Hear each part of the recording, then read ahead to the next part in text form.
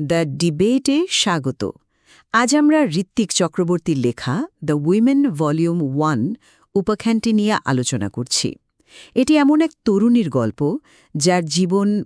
যার জীবনটা সমাজের ক্রমাগত নজরদারি, বিচার আর শেষে সহিংসার শিকার হয়ে ধীরে ধীরে শেষ হয়ে যায়। আর এই উপখ্যানটা আমাদের একটা খুব খুব অস্বস্তিকর প্রশ্নের সামনে দাঁড় করিয়ে দেয়। যে ভয়ঙ্কর ট্র্যাজেডিটা ঘটল তার জন্য দায়ী কে? এটা কি কেবল কয়েকজন হিংস্র অপরাধী মনের মানুষের বিচ্ছিন্ন কাজ, নাকি এটা আসলে একটা বৃহত্তর সামাজিক নিষ্ঠুরতারই চূড়ান্ত পরিণতি, যে নিষ্ঠুরতায় আমরা সাধারণ মানুষ জেনে বা না জেনে অংশ নিই? আমি ঠিক এই দ্বিতীয় দিকটা নিয়েই কথা বলবো। আমার মনে হয় এই ঘটনা কোনো দুর্ঘটনা নয়, এটা একটা পদ্ধতিগত ব্যর্থতার ফসল। আর এই ব্যর্থতার জন্য সমাজের সাধারণ মানুষও তারাও সমানভাবে দায়ী। আর আমি বলবো যে সামাজিক আবহাওয়ার ভূমিকা অস্বীকার করার উপায় নেই, কিন্তু চূড়ান্ত দায়ভার নির্দিষ্ট কিছু হিংস্র ব্যক্তির উপরই বর্তায়।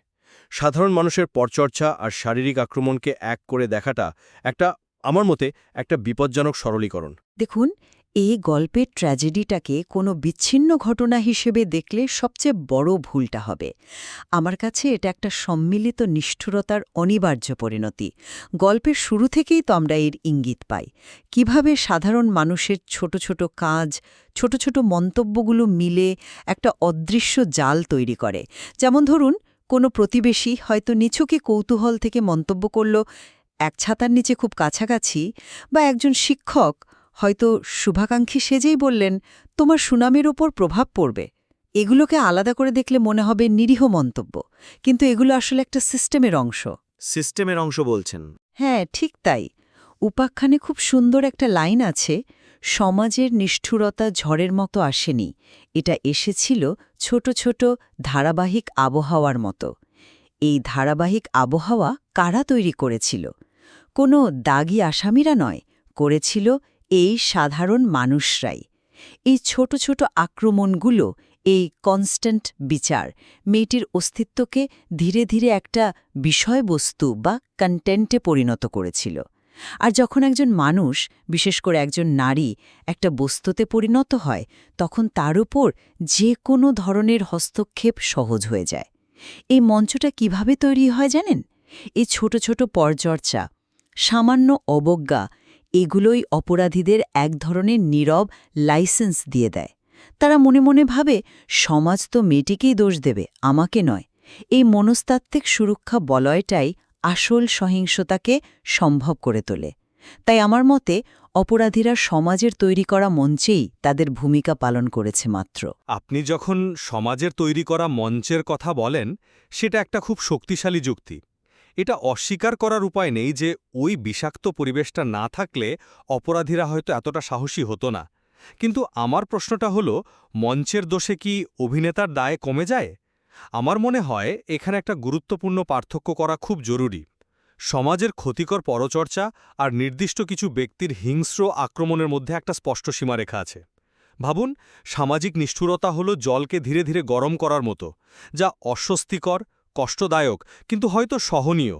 আর শারীরিক আক্রমণ হলো সেই ফুটন্ত জলে কাউকে সজোরে ছুঁড়ে ফেলে দেওয়া। দুটোই ক্ষতিকর, কিন্তু তাদের প্রকৃতি এবং পরিণাম সম্পূর্ণ ভিন্ন। গল্পের প্রতিবেশী বা শিক্ষকরা একটা প্রতিকূল পরিবেশ তৈরি করেছেন, এটা সত্যি, কিন্তু তারা শারীরিক সহিংসতা ঘটাননি। তাদের উদ্দেশ্য ছিল সামাজিক নিয়ন্ত্রণ, শারীরিক আঘাত নয়। কিন্তু আপনি কি আমন্ত্রণ আর কারণ শব্দ দুটোকে আলাদা করে দেখছেন? আমার তো মনে হয় এখানে দুটো মিলেমিশে একাকার। আমি মনে করি দুটো সম্পূর্ণ আলাদা। ওই প্রতিবেশী বা শিক্ষকের উদ্দেশ্য ছিল মেয়েটিকে সামাজিক নিয়মের মধ্যে বেঁধে রাখা, আর যারা তাকে অনুসরণ করল, তার ফোন কেড়ে নিল, তার ওপর ঝাঁপিয়ে পড়ল, তাদের উদ্দেশ্য ছিল পাশবিক ক্ষমতা প্রদর্শন। সমাজ বা সবাইকে ঢালাওভাবে দোষারোপ করলে এই মূল অপরাধীদের নির্দিষ্ট দায়ভারটা কেমন যেন হালকা হয়ে যায়। গল্পটি নিজেই তো সামাজিক নিষ্ঠুরতা থেকে শারীরিক সহিংসতায় রূপান্তরের এই ভয়ঙ্কর পথটা দেখাচ্ছে। এই দুটোকে এক করে দেখাটা বিচার নয়, অবিচার। আমি বুঝতে পারছি আপনি একটি আইনি বা নৈতিক পার্থক্যের কথা বলছেন, কিন্তু আমার মনে হয় আপনি সাধারণ মানুষের ভূমিকাটিকে প্রয়োজনের চেয়ে ছোট করে দেখছেন। তারা এখানে নিষ্ক্রিয় দর্শক নয়, বরং সক্রিয় অংশগ্রহণকারী। ভাজি বিক্রেতা, বাসের কন্ডাক্টর, এমনকি আত্মীয়-স্বজন প্রত্যেকেই মেয়েটির উপর তাদের জাজমেন্ট চাপিয়ে দিয়েছে। গল্পে একটা ভয়ঙ্কর লাইন আছে, তারা তার শরীর এবং ভবিষ্যৎ নিয়ে এমনভাবে কথা বলত যেন দুটোতেই তাদের মালিকানা আছে। এই সম্মিলিত মালিকানা বোধই তো আসল সমস্যা।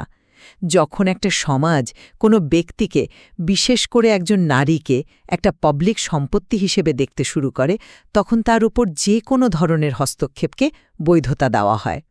পরচর্চা আর শারীরিক আক্রমণ আমার কাছে একই মুদ্রার এপিঠুপিঠ, একটি ছাড়া অন্যটি সম্ভব নয়। আমি বিষয়টিকে অন্যভাবে দেখি। তাদের আচরণ নিন্দনীয়, আমি তা অস্বীকার করছি না, কিন্তু তা সামাজিক বিচারের পরিধির মধ্যে। তারা সামাজিক নিয়ম ভাঙার জন্য তাকে একঘরে করতে চেয়েছে, তাকে লজ্জা দিতে চেয়েছে। কিন্তু যারা মেয়েটিকে অনুসরণ করে এবং আক্রমণ করে, তারা সামাজিক রীতিনীতির বাইরে গিয়ে সরাসরি অপরাধমূলক কাজ করে। এই পার্থক্যটা তো মেয়েটির নিজের অনুভূতিতেও খুব স্পষ্ট। পরচর্চা তাকে ক্লান্ত করে, যেমন সে লিখেছিল, I am tired of being interpreted. এই ইন্টারপ্রেটেড হওয়াটা তাকে মানসিকভাবে নিঃশেষ করে দিচ্ছিল, কিন্তু অনুসরণ তাকে আতঙ্কিত করে।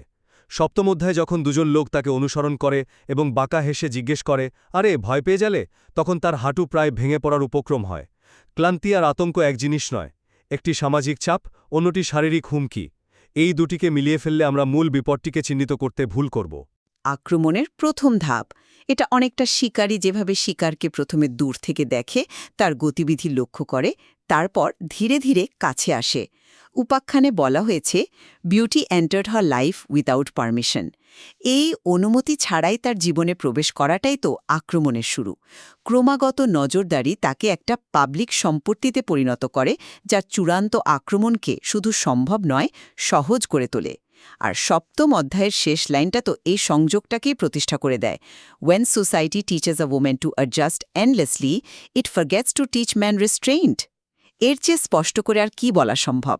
সমাজটাকে সারা জীবন ধরে মানিয়ে নিতে শিখিয়েছে, আর সেই সুযোগেই কিছু পুরুষ সংযম শিখতে ভুলে গেছে। একটা সরাসরি কার্যকরণ সম্পর্ক।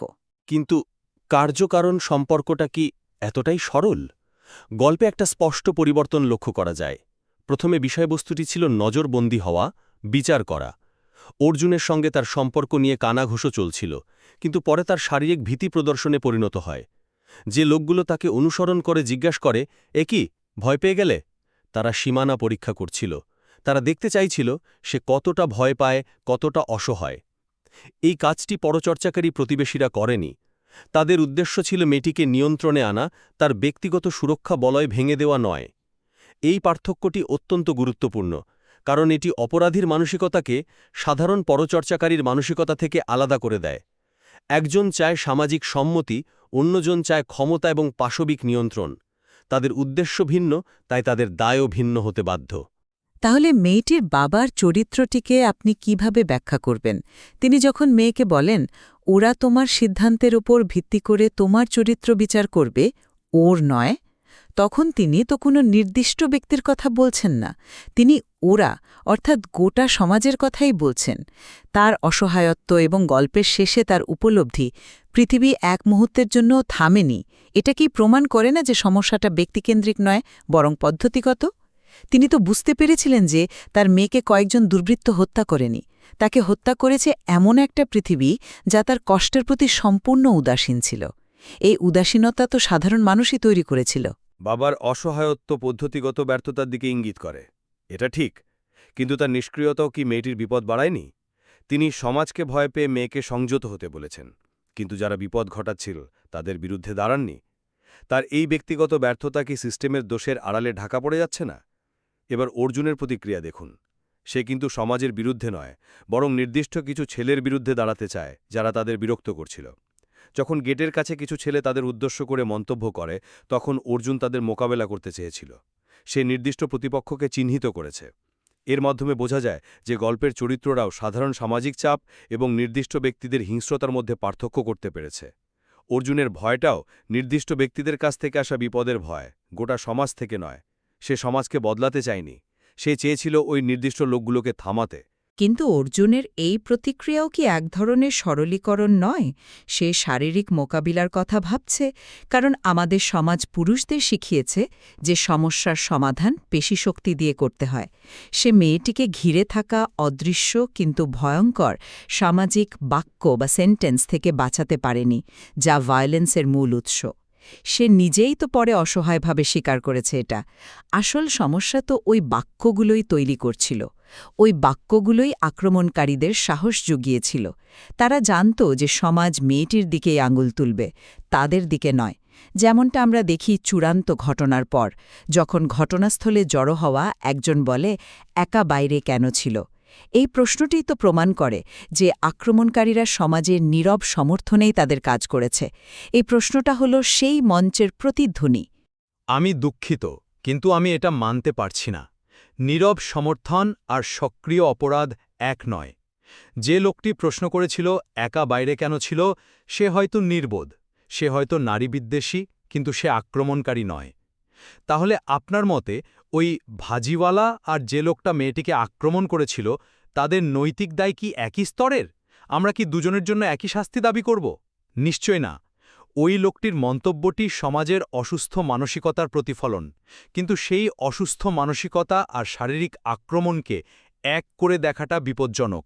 এতে মূল অপরাধীদের নৃশংসতা লঘু হয়ে যায়। গল্পটি আমাদের এটাই দেখায় যে কিভাবে একটি প্রতিকূল সামাজিক পরিবেশ অপরাধীদের জন্য সুযোগ তৈরি করে, কিন্তু সুযোগ তৈরি করা আর অপরাধ করা এক জিনিস নয়। চূড়ান্ত দায়ভার তাদেরই যারা মেয়েটির ফোন কেড়ে নিয়েছিল, তাকে অনুসরণ করেছিল এবং তার ওপর ঝাঁপিয়ে পড়েছিল। বাকিরা সেই অপরাধের সাক্ষী বা অনুঘটক হতে পারে, কিন্তু অপরাধী নয়। আমার মনে হয় এই উপাখ্যানটি খুব জোরালোভাবে দেখায় যে কিভাবে সামাজিক বিচারের মতো ছোট ছোট কাজগুলোই চরম সহিংসতার জন্য একটা উর্বর ক্ষেত্র তৈরি করে। চূড়ান্ত ট্র্যাজেডিটি কোনো ব্যতিক্রমী ঘটনা নয়, বরং এটা এমন একটা পদ্ধতির ফসল যেখানে সাধারণ মানুষই নিষ্ঠুরতার বাহক হয়ে ওঠে। মেয়েটির শেষ লেখাটা মনে করুন, I died because the world demanded strength every single day and never offered rest. সে তো পার্টিকুলার আক্রমণকারীদের কথা লেখেনি, সে লিখেছে পৃথিবীর কথা, যা তাকে প্রতিদিন শক্তি দেখাতে বাধ্য করেছে, এক মুহূর্তের জন্য শান্তি দেয়নি। এই অভিযোগের আঙুলটা তো পুরো ব্যবস্থার দিকে, কয়েকজন ব্যক্তির দিকে নয়। সামাজিক পরিবেশটি নিঃসন্দেহে বিষাক্ত এবং মেয়েটির কষ্টের মূল কারণ পরচর্চার নিষ্ঠুরতা এবং আক্রমণের অপরাধমূলক কাজের মধ্যে একটি যৌক্তিক এবং আইনি পার্থক্য বজায় রাখা অপরিহার্য। একটি অস্পষ্ট সমাজকে দোষারোপ করে আমরা নির্দিষ্ট অপরাধীদের দায়মুক্তি দেওয়ার ঝুঁকি নিই। গল্পটি আমাদের দেখায় কিভাবে পর্যায়ক্রমে পরিস্থিতি খারাপ হয় এবং প্রতিটি পর্যায়ের জন্য দায়ভার ভিন্ন। সামাজিক পরচর্চার দায় সমাজের, কিন্তু শারীরিক আক্রমণের দায় আক্রমণকারীদের।